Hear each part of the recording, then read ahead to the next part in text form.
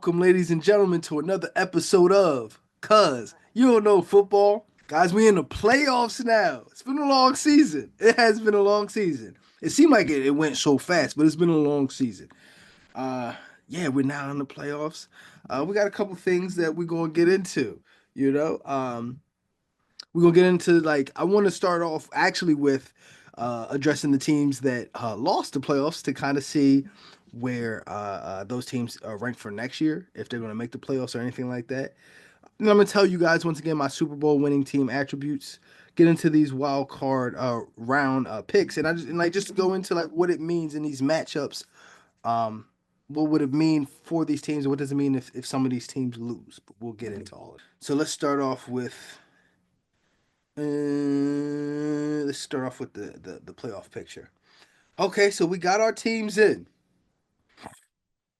We got our teams in, but let's start by addressing the teams that are out. The last team out, of course, was the Cincinnati Bengals. They had a great year. They were good. Um, I'm talking about the AFC too. My Colts, of course, got eliminated again. Dolphins were right there. Jets, Jaguars, Patriots. Y'all know the list. So the teams that I think you need to keep an eye on for next year. So these teams that are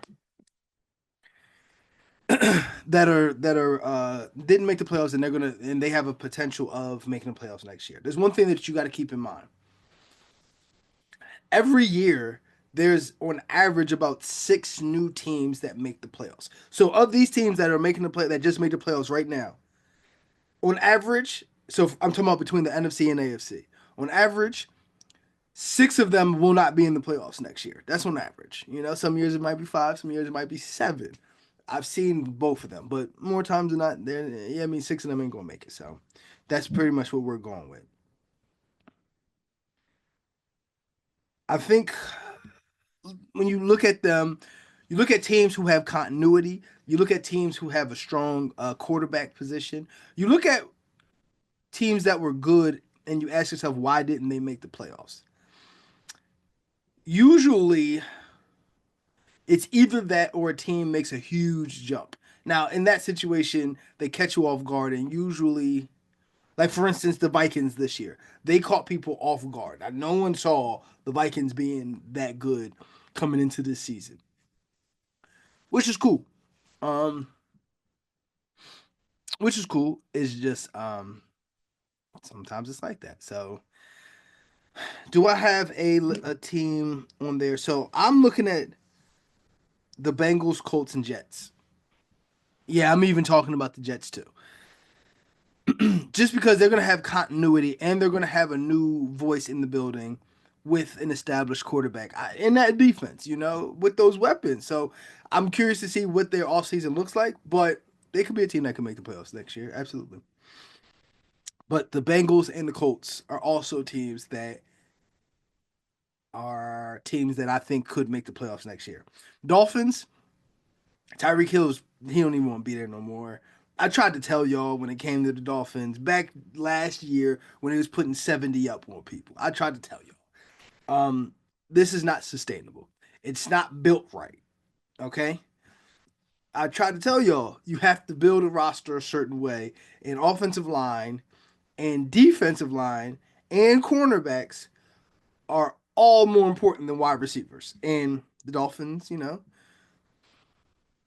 they chose to look at things the other way and overpay for a quarterback. They should have been protecting two or more, and well, that's their problem. So I'm not going to spend too much time on them. All right, on the NFC side, Seahawks, Falcons, Cardinals, Cowboys, Niners, Bears. Ooh, so the NFC actually has more teams that could make that leap next year. Looking at the NFC, the NFC is actually difficult because there's about like four. So I got four teams that could make it next year. No, I got five. I got five. So, and in the NFC, the Seahawks could make the playoffs next year. Absolutely. The question is, have they peaked or not? But they could absolutely make the playoffs. The Falcons, it could absolutely, depending on how good Michael Penix is. Looks like the whole Kirk Cousins, um, them that whole trial and error thing is now over with. It seems that way at least right now. But yeah, it looks the Falcons are also a team that could. The Cardinals for about like 8 weeks this year were in first place in the NFC West. Cardinals aren't a bad team, and they're going to get better come next year. They're going to actually be pretty scary. And the Niners, the Niners didn't. I really want to see what they pay Brock Purdy. I'm gonna be honest with you. That's more of an indication of what their future looks like for me. I really want to see what the Niners do in terms of paying Brock Purdy because if they pay him $60 million a year, they're not coming back to the playoffs no more. But if they can get him around like I don't know 40, we might be able to get something going on there. And the Bears are going to be getting a new head coach and hopefully they get somebody who can bring some structure. Hopefully they can bring somebody in who can bring some structure and really get this ship going right because this is a talented roster. So that's here nor there. All right, all right, cool. So those are the teams that could make the playoffs next year from the NFC and AFC. Now next year is actually going to be very interesting. Keep this in mind. Remember this. Next year is going to be a good year. I can see that already. But we're gonna stay focused on this. Sorry, y'all. I had the fuzzy, probably from my hoodie, but I had the fuzzy up there. Um, so my Super Bowl winning team's attributes going into these playoffs, these are the kind of things that I'm looking for to say they're gonna go heavily into my predictions on who's advancing from week to week, and they're gonna actually play a lot to say this is why I'm saying what I'm saying about who's gonna win the Super Bowl. So Super Bowl winning team attributes. A top 10 quarterback making less than 13% of the team's salary. Now, when I did that, that was some real hard looking underneath the stuff, looking underneath the rocks, looking for stuff. I was really looking for some information on that one. That's where I came up with the 13%. Now, I did went through all that work and all that research, and Patrick Mahomes makes more than 13%, and he's made the last two, and I also think he's going to win the Super Bowl too. So that one might go eventually, but for right now, I'm sticking with it, and I just wanted to see because I don't think anybody else can pull that off. Just for the record, um, not having a top five wide receiver. I don't like teams that have top five wide receivers. The point behind that is if you have a top five wide receiver, there's no way you're saying you're going to beat. Like if I'm a defensive coordinator, I already know there's no way that you're saying you're going to beat me if it's not with that player. So it gives defenses a huge advantage when they're playing against an offense that has this guy that is like all world. It's like, oh, we're gonna take him away. Duh. It gives a huge advantage. So I don't like teams that have top five wide receivers. A top 10 pass rush. I'm literally gonna look at the top pass rush teams and we look at sacks and stuff like that. Top 10 pass rush teams. Those teams tend to win Super Bowls. Now, I like teams with two legitimate pass rushers, but we'll stick with top 10. Teams aren't really having two pass rushers like that anymore. Um, they should, but they're not. And offensive line. You could say top 10 offensive line, or you could say offensive lines that have continuity and are going to be picking it up at towards the end of the year. But you will have noticed those offensive lines gelling more, being able to play better. So offensive line, I put rankings, but offensive line with their top 5 to 10 offensive line or teams that are coming together now that offensive line is really clicking. Those are the teams also there. So my Super Bowl winning team attributes are Uh, Teams with a top 10 quarterback. Uh, we'll just say top 10 quarterback for right now. Not having a top five wide receiver, a top 10 pass rush, and offensive line rankings. So all of the qualifying teams, to me, are going to fit that mold. All right. Moving along.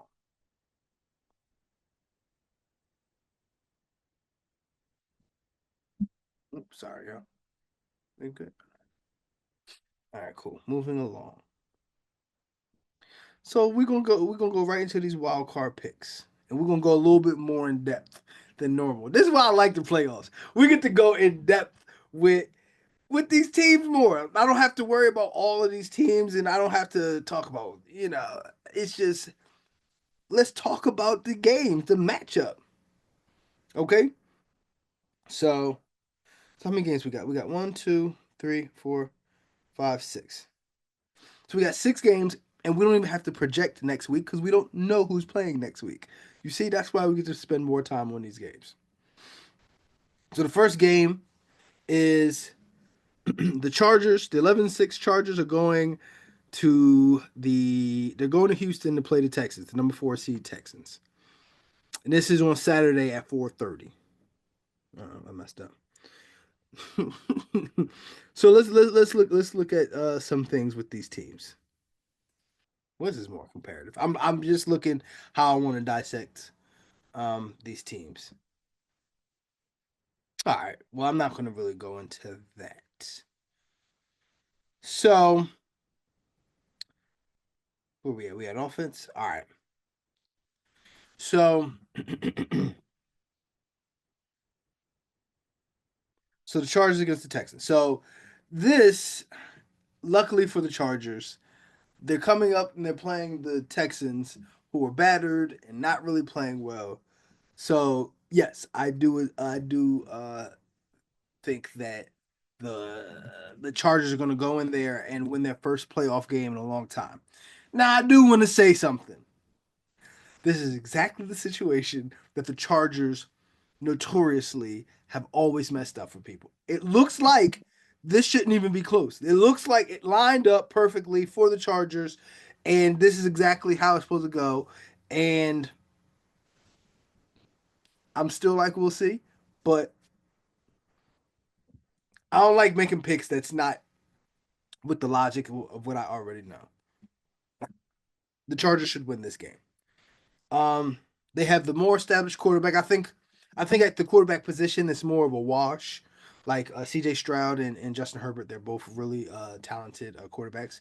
They're both within that 5 to 10 range, so they're both really good quarterbacks.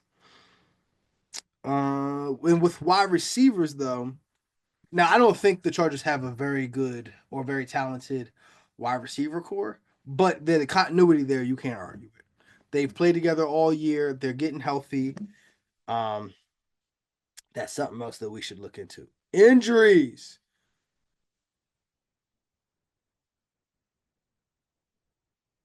Injuries. Important. You always look at stuff like that. So let's go to Chargers. So the Chargers, Gus Edwards, he's looks like he's playing. He had limited practice, so he's playing. J.K. Dobbins is back. He's back in practice. Quentin Johnson, he's been playing. Um, Joshua Palmer, he's back.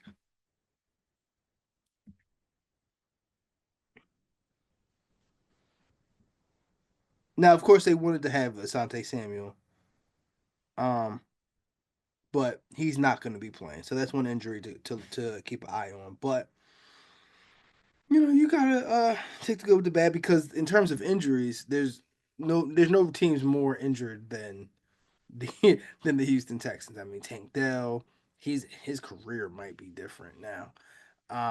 Stephon Diggs, offensive lineman, yeah, they have a lot of injuries. So I expect the Chargers to win that game. I expect that. Um, And then the late game on Saturday is the 10-7 Steelers going to Baltimore to play the division rival 12-5 Ravens. Um, this still no real. Let's see, Baltimore. Justice Hill, he'll be playing.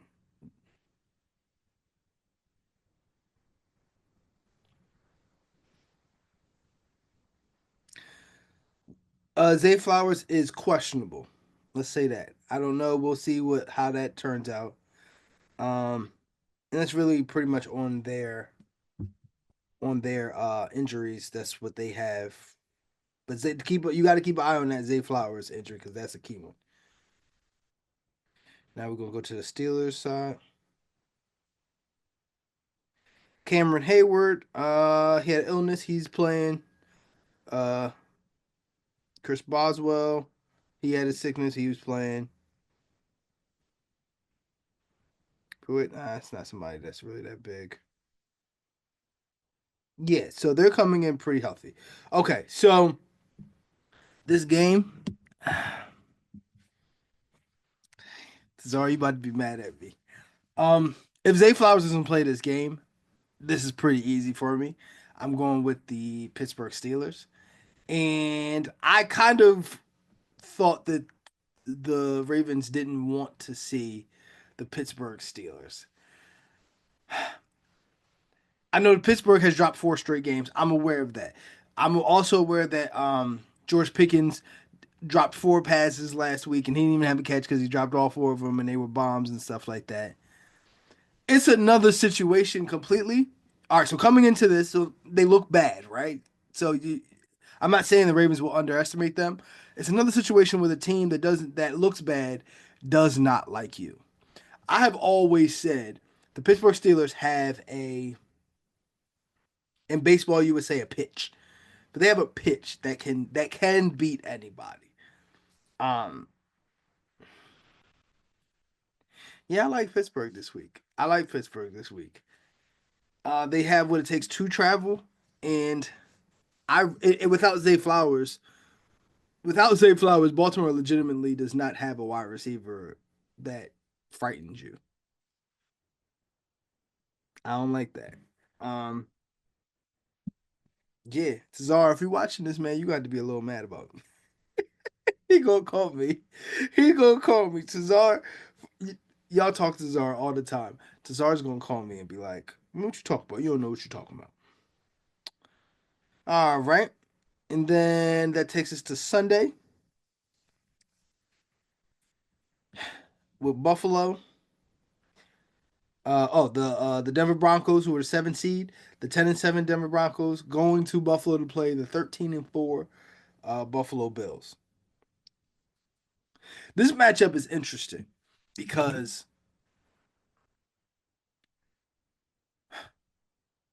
Denver led the league in sacks, and and the Bills have a very good offensive line. So this is like strength on strength. These are two teams playing each other that they're both good at the same thing. You got to see, what's going to happen. It's always like that age old question: what's going to lose, a unstoppable object or a movable object, or whatever that saying is. Uh, we're going to see how that pans out. So the Broncos have a puncher's chance. It would be revolved around that pass rush being overwhelming for the Buffalo Bills. With that said, I think Buffalo's going to win. I think they're tough. I think this year they're a scary team, man. I, Buffalo's also a team you don't really want to play. The Broncos. I'm a love to see what they do next year. I think they're 1 year away from being really good. I want to see their draft, what holes they fill, and things of that nature. So, but I think they do lose this week to Buffalo in a very good game. I actually think all of these games are they're all going to be like really good, and that's for real. I think all of these games are going to be really good. So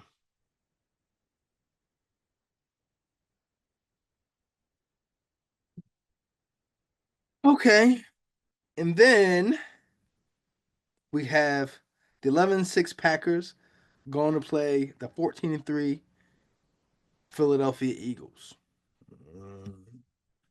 This game is interesting. So this is why this game is interesting because I can see I can see both teams winning it. I can see both teams playing their best and either team winning this game. And that's the truth.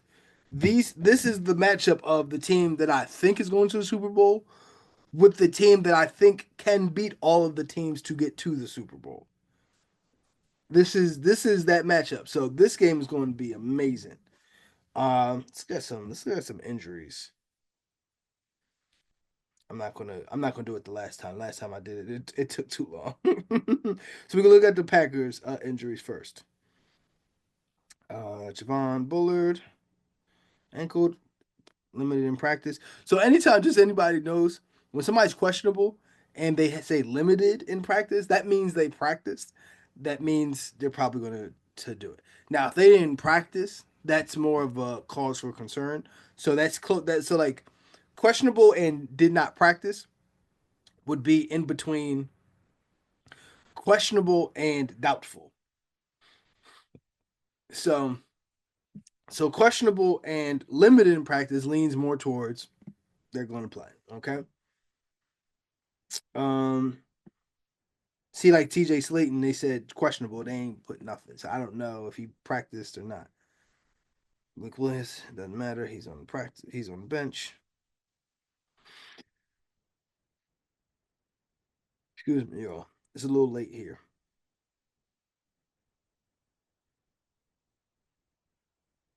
Man got his. That's fine. He got his appendix out. So I don't think he's playing. Limited practice. He's playing. Concussion. Did not practice. See, like a questionable concussion. He did not practice. That's more of a cause of concern. So I don't know about that one, but it's not a big name. Um, Perhaps limited in practice during Wednesday. Okay, so limited practice he's playing. Walker, Jordan Love, elbow limited in protection, so he's playing. Christian Watson's out. Christian Watson is a he tore his Achilles, his ACL, so that's a big one.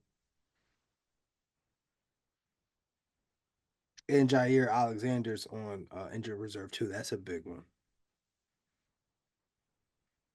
And AJ Dillon's been hurt a long time. All right, let's look at the Eagles. Shipley, AJ Brown, he rushed, was limited in practice. He's fine. Concussion. Practice in limited fashion. He'll be fine. James Bradbury's on injured reserve. That's a big one. Okay. So next time I'm gonna be more prepared with the injury report. Don't worry, y'all. Next week I'm gonna be more prepared with the injuries report. Um. All right. So I don't like the injuries that the Packers had. Jair Alexander. I didn't know he was hurt. That's a big one. That's one of the top. That's one of the top five corners in this NFL in this league. So Zaire Alexander, that's a big one. Okay, so I'm going with the Eagles. At home to do what they need to do. They took last week off, so they're actually going to come in more rested. Uh, and I expect them to. Yeah, I do expect them to win this game. Knowing the injuries that they have, Christian Watson, Jair Alexander. I'm talking about the Packers. I expect the Eagles to come in and do what they need to do. Okay. And then the last game on Sunday, which is at 8 p.m., we got we got the Commanders, the 12-5 Commanders going to Tampa Bay at 10-7. So Tampa Bay won their division. And I basically want to know. I really want to know the injuries for this one. So Jeremy Chin, he practiced. Jamison Crowder. I thought Jamison Crowder was having a better year this year than he actually was, but he's practicing. He'll play. Okay. They definitely got some. They got a couple injuries, but I don't think it's anything too crazy. And we're gonna look at Tampa Bay.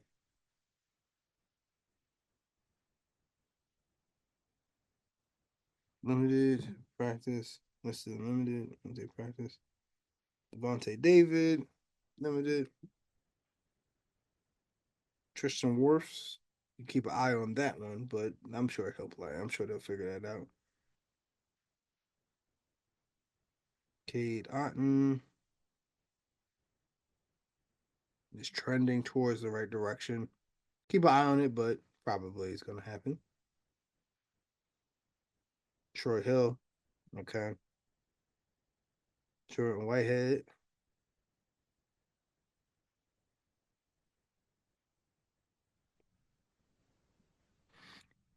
don't look too much for Jordan Whitehead. He looks like he got into a car accident.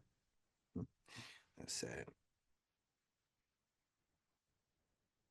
Okay, okay, cool. So once again, sorry y'all, a little bit more, a little less prepared than I want to be.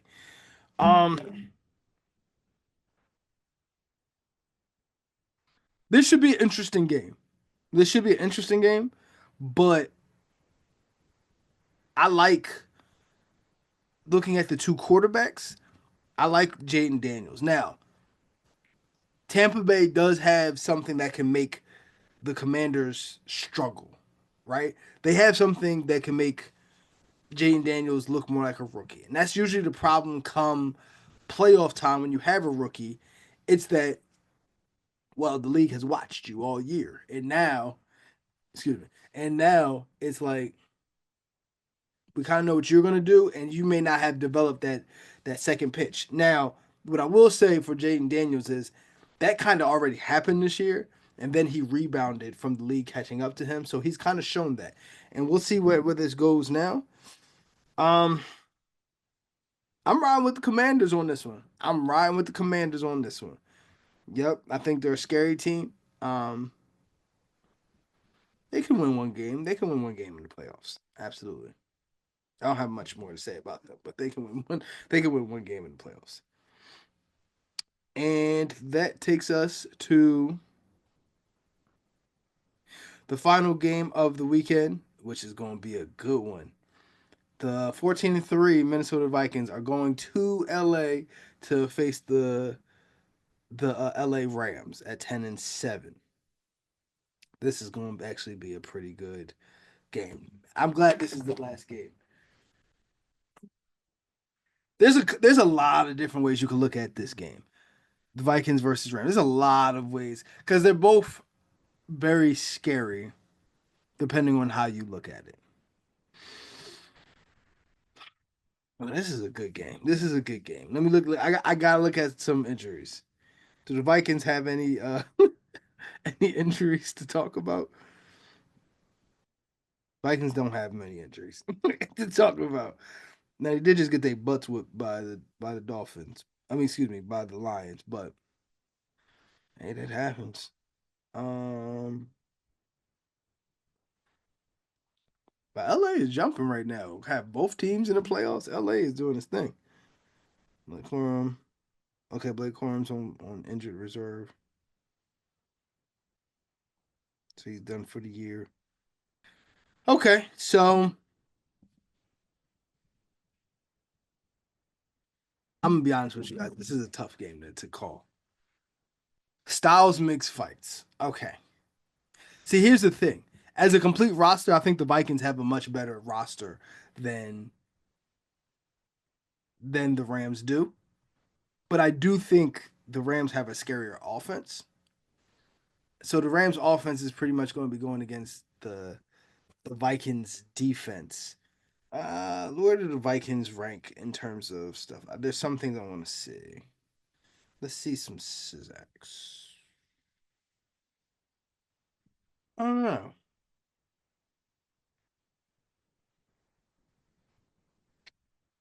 Rap.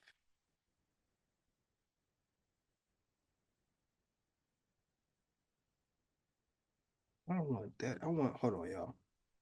Hold on, y'all.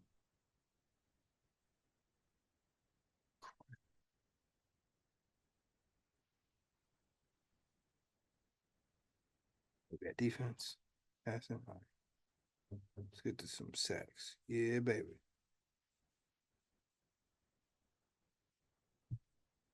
All right. Jesus, the sack totals have been high this year. So the Vikings are one, two, three, four, five, fifth in sacks with 49. Where are they in terms of interceptions?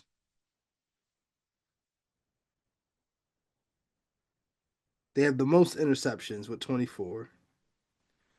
This defense is crazy. This defense is good, man.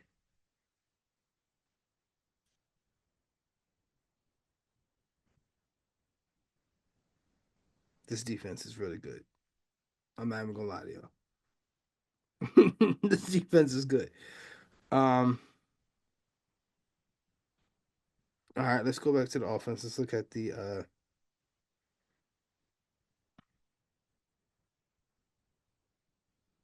mm, mm, mm.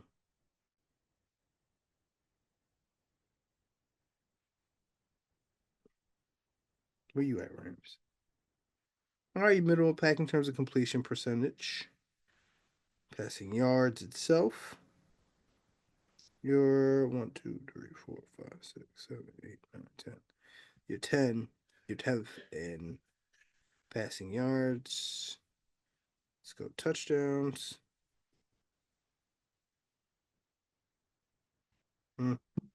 22. Do you protect the ball well? You've been protecting the ball very well. All right. That cleared it up. See, this is why y'all look at stuff and you look at injuries, you look at matchups. I'm going with the Vikings. I think they can run the ball. They can go on the road. They can run the ball. They can they can generate points. Like the one thing that can mess this up for the Vikings is if Sam Darnold plays like how he used to play as opposed to how he's played this year. But I think he's been playing well, and I think the Vikings are going to win this game. So I got the Vikings. So let's just go through the teams just so we're clear on this wild card weekend. I'm going with the Chargers. I'm going with the Steelers. I'm going the Chargers to win on the road. Let me say that. I'm going with the Chargers to win on the road. I'm going with the Steelers to win on the road. I'm going with the Bills to win at home. I'm going with the Eagles to win at home.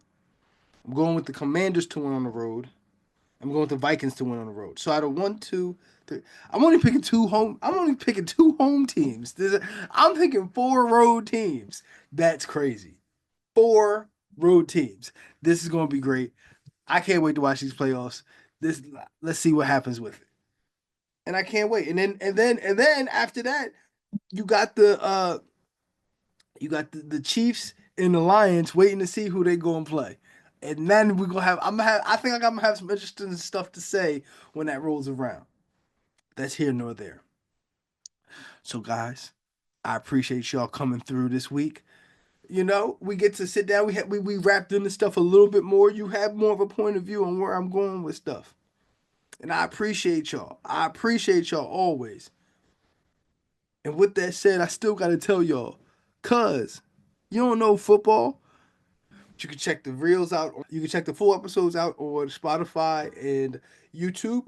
And you can check the reels out on Facebook, Instagram, TikTok. We all over the place, man.